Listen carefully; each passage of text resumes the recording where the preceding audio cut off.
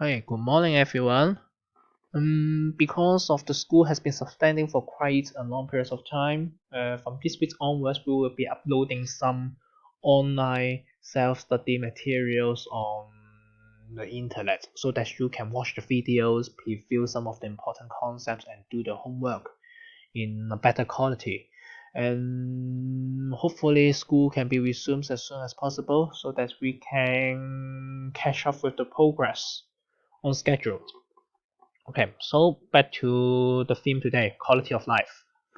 So before we learn about quality of life, let's see some picture.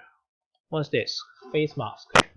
Face mask is now very difficult to get a pack in Hong Kong. All the people every day when they wake up, they will be rushed for a box of face masks online, or they will be lined up a lot of pharmaceutical stores. Everyone is in chaos. 再睇多幅圖. What's this? This is actually a pictures at 8 p.m. On that day, there was a chain pharmaceutical store selling face masks from Japan, and within the next 10 to 15 minutes, the people from all different districts they line up there like this.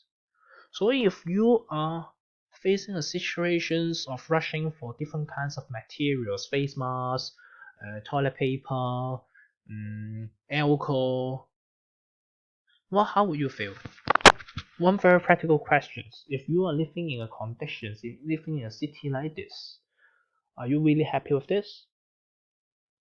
So this is what we call quality of life.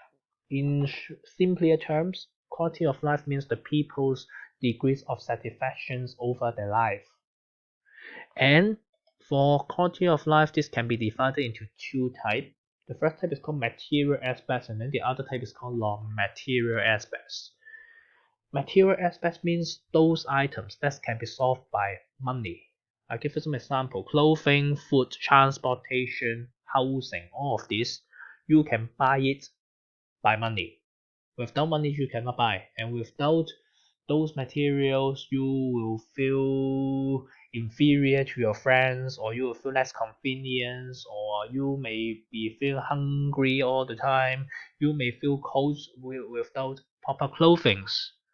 So this definitely will affect your level of satisfaction towards life. More example, jobs and wealth. If you lose your jobs, you may be having quite a difficult time because you do not have the money to support your families. You may not have the money to buy the things that you actually want, and you, for the worst case, you may not be able to afford the rent, afford the food. So this is what we call material aspects, everything that is relating to money. But sometimes some items we would also affect our level of satisfactions without putting in money. One of the example is called spiritual is for example safety. If you have to rush for face masks every day, Hong Kong people are very rich. They have a lot of money. But when they have to line up for hours for face masks, but turn out they cannot get a box, and then they are very afraid of being infected by disease. So they decide to stay at home. Can these kinds of problems be really solved by money? You may be saying that I'm going to travel elsewhere, I'm going to other countries, but other countries they block Hong Kong people from entering into their border. So even if you have money, you cannot solve the problems that you feel unsafe in the society. So this is what we call non-material aspects of quality of life. This is relating to our spiritual satisfactions, our psychological needs, our psychological feelings. Other than safety, there are other examples like freedom. When you go onto the street, will you be randomly arrested and put into jail? Human rights. Do you have equal rights to vote, equal rights to stand in elections? Without this, of course, you will be feeling unfair. You will having a lot of unsatisfactions towards your life. Okay, so very short summary: quality of life. This includes material aspects and non-material aspects. Okay, and one more thing: short form quality of life (QOL). 所以以後上堂寫 QOL， 大家要明白呢個字點解啦。So whether we are happy or not, this is not just our personal feelings. We also need to have some indicator. So one of the indicators is called subjective factors for those non-material aspects, like you feel safe, you feel fair, you feel being respected by the government. All of these is your personal understanding and feelings, true as happiness.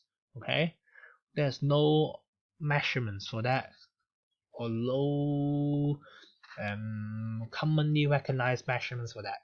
So some of the areas, some of the items we can measure subjectively, but for some other items like economic aspects, social aspects, the economic developments, the employment rate, all of this is we have some indicator to measures, and this is what we call objective factors. So today our focus will be focusing on how we can measure quality of life well.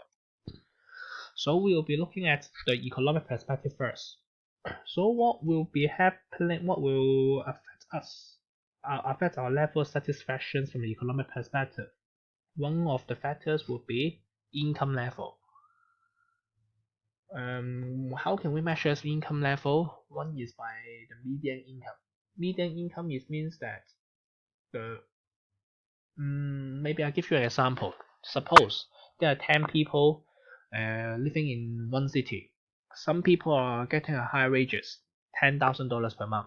Some of the people, the poorest guy, he is only earning $1,000 per month. So different people are having a different rank. So I rank them according to the level of income. 所以最高嗰個 the top one, rank number one, here's the highest income, $10,000, second one $9,000, third one $8,000, fourth one $7,000. So after I finish ranking it, I pick the one ranking in the middle of the line. So the fifth one, for example, the fifth one is ranked in the middle. He is only earning $5,000 per month. So that guy in the middle of the rank, his salary is the median income. Okay, so usually the higher of the median income is usually means that the higher the income level of this country is. And another indicator is called the GNI, gross national income. It means all the income from the people's productions of products and the provisions of services. Okay, you go to work, you earn an income. So all the people go to work, and then the total income generated by the people's hard work divided by the population in that places is called the GNI. Okay, better GNI, of course, it means the income level is higher. But having a high income may not be meaningful, because if you have a high income but the country is having everything expensive, then you cannot afford much. Or just because a few person they're earning a lot of money but all the people are very poor, is this meaningful for most of the people? No. So we have to look at another indicator, the rich and poor disparity, and we are measuring it by an indicator called the Gini coefficient. So let's look at it. Gini coefficient is actually a scale between 0 to 1. For 0, it means absolute equality. Everyone is equal. They're having similar distributions of resources. And for the most extreme case, is 1. 1 means most of the resources is at the hand of only a few persons, and most of the other people, they do not have much resources to be shared with. Okay? So from 0 to 1. 0, it means absolutely equal in the distribution of resources, and 1 means extreme disparities. But does this mean that 0 means something good? Think about these situations. In some countries, all the people they are so poor. They're equally poor. Everyone has no resources. Everyone is equal, but the Gini coefficient is still 0. So the Gini coefficient 0 does not mean something good. Okay, it's 0 to 1 is just an indicator. But on this scale, there's one point that you may pay particular attention to, 0.4. This means the alarming level. Over 0.4, this means the society will be easily get into unrest. So what will be the Gini coefficients of those places? Hong Kong, China, USA, Japan. Form 4咯已經係咪？ I expect you to go to Google to find the figures yourself. Okay, and then you look at the numbers and then you think about, you get some general ideas of what Gini coefficients over different places is. And our teachers would follow up with these questions when school resumes. Other than the rich and poor disparities, there's some other measurements. For example, poverty. Working poverty. Do you go to work but earn only a low wages, and then you after deducting all the expenditures, then you remains to be poor still. Another indicator, intergenerational poverties. If your family is poor, you may not be able to afford a lot of extracurricular activities, you may not be able to afford a lot of learning materials, and then this would be affecting your chance of getting into a good university and affect your personal development. Intergenerational poverty. Another indicator, unemployment rate. More people get unemployed, then of course this means that they may have difficulties in earning a reasonable income, and then this will affect the affordability of other items as well. And lastly, the wage level. Having a wage level, even if you have a high wages, but if everything in the city is expensive, then you cannot afford much. So we have to look at the affordabilities of the people, and one more thing is the purchasing power. Okay, how much items you can purchase with the same amount of money. If the wage level, if the price level of a certain places is low, then the people will probably have a higher purchasing power. Okay, they can buy more things with the same amount of money. Okay, so after you hear some those brief introductions about quality of life, time to do some homework, some practice. So if you have your textbook, you can turn to page 22 and then you do the questions. Possible effects of Hong Kong's high cost of living on the Hong Kong people's quality of life. If even if you don't have the book, no worries. Go to the school website and then I have already uploaded the copy of that pages. You scan the QR code and then you can get the materials. My hint to your answer, write only 2 paragraphs. 兩段啫，唔使你寫好多嘢。And each of the paragraph you have to provide the topic sentence, quote the evidence from the source, and provide some explanations. I want you to learn how to write more structural arguments from this exercise. So on the school's documents, you can also find the QR code to a Google form. I expect you to do your homework, complete it on Google form, and click the submit button before Friday noon, 12 o'clock. 唔好遲交我哋翻到嚟，我哋會有啲 follow up procedures. Maybe we will deduct conduct mark, detentions or whatever. Okay?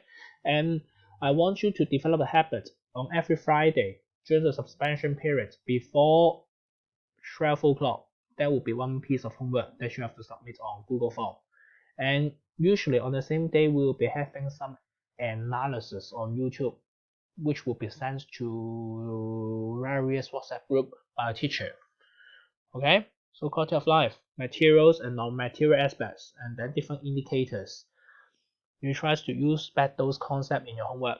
That's all for today.